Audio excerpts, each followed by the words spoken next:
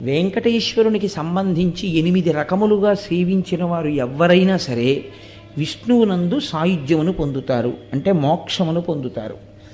అది వెంకటేశ్వర స్వామి వారిని ప్రత్యక్షముగా పూజించగలగడం, అంటే ఆయనని ఒక మూర్తిలోకి ఆవాహన చేసి, అది ఫోటో అన్న భావనతో, అది ఒక మూర్తి అన్న భావనతో కాకుండా ఈయనే శ్రీ వెంకటేశ్వరుడన్న భావనతో సేవించగలుగుట.